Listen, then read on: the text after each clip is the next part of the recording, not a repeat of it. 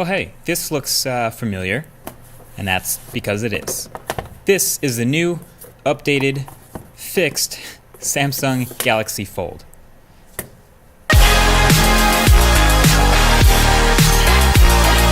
Hey, what is up guys, MKBHD here. So, a little refresher for those who may not have heard or may have forgotten the original story. So, as it goes, Samsung announced a crazy folding phone in February, Galaxy Fold. Later in the year, it starts the press cycle, so I got my hands on one, I did my first impressions video, and then I got the phone in the studio, did an unboxing, the whole deal. I'll drop all the links below in case you want to go watch those. So there were a small handful of review units in the wild, and then one by one, including mine, they started breaking for various reasons. So Samsung recalled all those review units, they took mine back, everyone else gave theirs back, then they took them behind closed doors and started working on figuring out what went wrong and trying to fix it. And then of course, during all this, there's all the doubters and the haters, of course, like, oh, there's no way they're gonna actually try to relaunch this phone. It's doomed. It's just nothing should happen like this. It's canceled. Maybe it's canceled, but all that brings us to right now. And as you can see, it isn't canceled. It's back. They've fixed it, and they're actually starting to ship this thing. So even though I already reviewed the original Galaxy Fold and all its quirks and all the things I liked and disliked about it, we're gonna take another look at it, what's different with this fixed one. And I wanna show you the updates and some extra thoughts and opinions I've had. So just looking at the new Fold, you can tell, of course, it's very similar. In fact, even if you paid super close attention to the original, you might not be able to tell exactly what is fixed about this new version. So here you go. Number one, that thin layer that appeared to be a screen protector, but is actually part of the display that may have been peeled off by some people, that's now extended all the way to the edges, and it's tucked underneath the display bezel right up to the corners and the sides. So not only don't you mistake it as a screen protector and try to peel it, but you physically can't, so that's good. Then two, they've added these T-shaped caps at the top and bottom of the display right at the hinge to prevent any dust or debris from basically getting into the hinge itself. So if you look at footage of the old Galaxy Fold, it doesn't have these. And honestly, it's I guess a little surprising in hindsight that it didn't have this, or that they didn't think of this. I mean, it was kind of wild that the Fold had big gaps here basically before, and it looked crazy that you could just have stuff get into the phone. So it's good to see that these are sealed off now. Now it's not like liquid or water resistant or anything with these caps, but it's just a little bit more protective than it was before. And then there's other very subtle things, like the gap the hinge makes when the phone is closed is a little bit smaller. So you can see a crack still through the middle, but just barely. I don't think this has as much of an effect on durability as people might say, but this is true about it. And the hinge mechanism itself is a little more firm.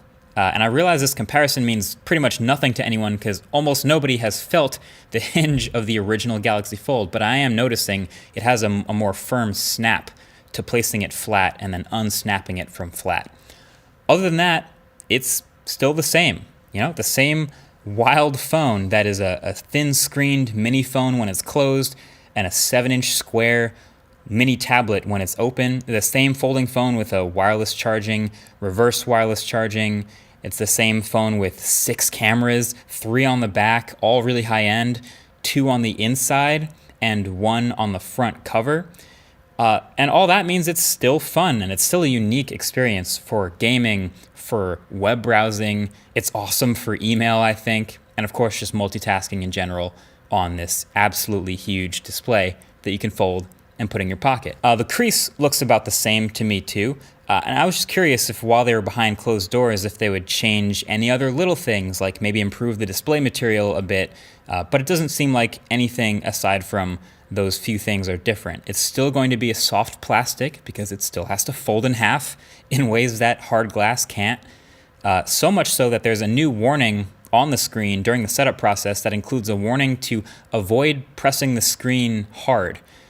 Because it's still true that if you dig your fingernails into the plastic or accidentally scratch this protective layer at the top, or even just press it way too hard, you can actually damage the Galaxy Fold. But look, at the end of the day, I think it's a good thing that Samsung saw what was going wrong, accepted it, took all of them back, they never actually shipped any to customers, and fixed it internally. And, they actually addressed what was going wrong. I only say this because I could easily see a world where some other companies maybe take the more stubborn, like Apple-like approach, where look, you're holding it wrong, you guys are using it wrong, it was breaking because of user error, it'll be fine, just ship it anyway. And that's something I'm glad Samsung didn't do. Like, let's just be totally real. They copy Apple in a lot of things. I'm glad they didn't copy that. It's just so wild that this all came down to a few little faults of the highly engineered hinge that had to happen to make this folding phone possible. But then they had to go ahead and re-engineer it again because the damn users kept breaking it.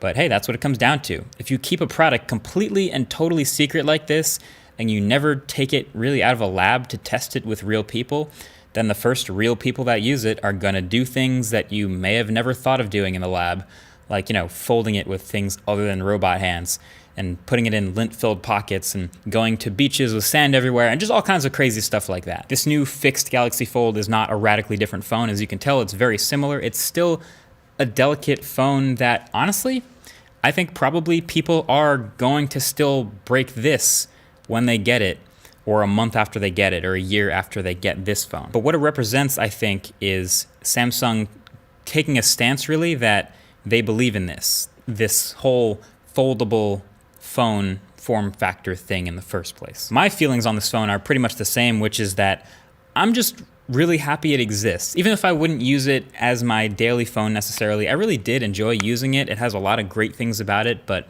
wouldn't use it, I don't think, on the daily. But I'm glad it exists, and I'm glad that companies actually take big risks like this still. In a world of, maybe more iterative phones, like you just saw the new iPhone. It's very similar to the last one. Big risks like this, and it's clear that this was a risk, we saw what happened, are still awesome to see. So I hope we someday get Samsung Galaxy Fold 2, maybe next year. I have no idea what that would look like or what would be different about it. It's pretty wild just seeing this first one, but I hope we get a sequel. Either way, that's it for this quick update. Also, do you want one of these? Because I do have an extra one. Thanks to Dbrand, I'm gonna do a giveaway of a Samsung Galaxy Fold on Twitter sometime in the next 48 hours or so. So go follow over there if you haven't already to get in on that. And hey, maybe you'll get lucky. Either way, again, that's been it. Thank you for watching, and I'll catch you guys later. Peace.